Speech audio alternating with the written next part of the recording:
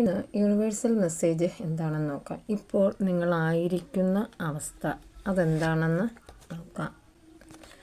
അതായത് the star എന്ന് പറയുന്ന കാർഡാണ് കിട്ടിയിരിക്കുന്നത്. ആൾ your dreams are coming true. നിങ്ങളുടെ സ്വപ്നങ്ങളെല്ലാം സഫലീകരിച്ചുകൊണ്ട് ഇരിക്കുകയാണ്. ഇത് ചിലരുടെ എനർജിയുമായിട്ട് കണക്ട് ചെയ്ത് പറയുന്നതാണ്.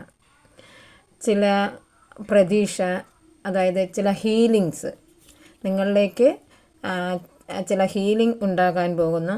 ചില അൺഎക്സ്പെക്റ്റഡ് ഹെൽപ്പ് നിങ്ങളിലേക്ക് എത്തിക്കഴിഞ്ഞു ഈ സമയത്ത് എന്നാണ് പറയുന്നത്. അടുത്ത് നിങ്ങളിലുണ്ടാകുന്ന ഒരു സ്റ്റക്നെസ് എന്താണെന്ന് നോക്കാം. ദ സൺ എന്ന് പറയുന്ന കാർഡാണ് വന്നിരിക്കുന്നത്. അതായത് success lies ahead if you keep to the path. അപ്പം നിങ്ങളിലേക്ക് വിജയത്തിലേക്ക് എത്താൻ പോകുമ്പോൾ അവിടെ ഒരു തടസ്സം നിങ്ങളിലേക്ക് എന്തുകൊണ്ടോ നേരിടാൻ പോകുന്നു. ചിലപ്പോൾ ഒരു സന്തോഷം, ഒരു ഗെയിനൊക്കെ നിങ്ങളുടെ അടുത്ത് വരുമ്പോൾ അത് പെട്ടെന്ന് അവിടെ നിൽക്കുന്ന ഒരു അവസ്ഥയിലോട്ട് നിങ്ങൾ ആയിത്തീരുന്നു എന്നാണ് ഈ കാർഡിലൂടെ ഒരു സ്ട്രെങ്ത്, ശക്തി. ചിലപ്പോൾ അവിടെ എന്ത് ചെയ്യാം, ആ സമയത്ത് നിങ്ങൾക്ക് ആരോഗ്യപരമായിട്ട് ചില തടസ്സങ്ങൾ വരാനുള്ള അതാണ് നിങ്ങളുടെ ഒരു സ്റ്റക്ക് എന്ന് പറയുന്നത്.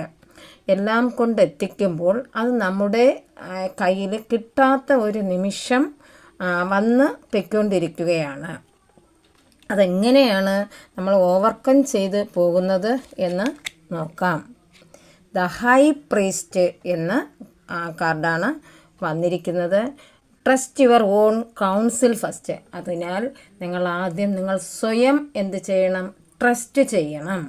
അപ്പോൾ നിങ്ങളിലേക്ക് വരുന്ന ആ ഒട്ടുമിക്ക സൗഭാഗ്യങ്ങളും പെട്ടെന്ന് നിലച്ചു പോകുന്നു.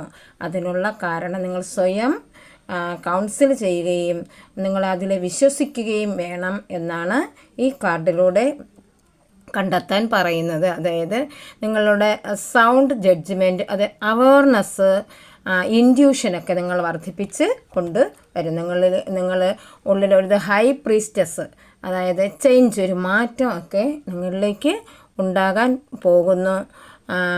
അത് ബാലൻസ് ചെയ്ത് ഓപ്പോസിറ്റ്സ് ഇൻ ഡിസിഷൻ, നിങ്ങളുടെ തീരുമാനങ്ങളെ ബാലൻസ് ചെയ്ത് കൊണ്ടുവരേണ്ട ആവശ്യമാണ്. അപ്പം ഇന്ന് നല്ലൊരു ദിവസം നേരുന്നു. പോസിറ്റീവായിട്ടിരിക്കുക. ആരുടെ എനർജിയുമായിട്ടാണോ കണക്ട് ചെയ്ത് വരണം അവർക്ക് മാത്രമേ ഇത് പോസിറ്റീവായിട്ടിരിക്കുകയുള്ളൂ.